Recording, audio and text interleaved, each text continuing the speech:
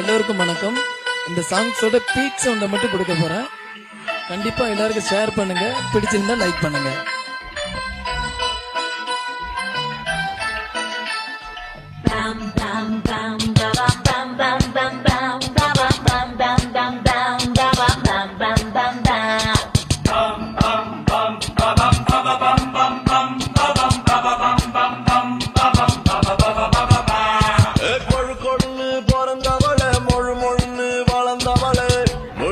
நீ கிடைச்சா என்ன செய்வேன்?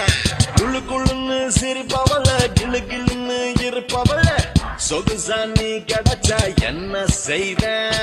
கண்ணுக்குள்ளே நிற்ப, நான் அப்படியா சாப்பிடுவேன்.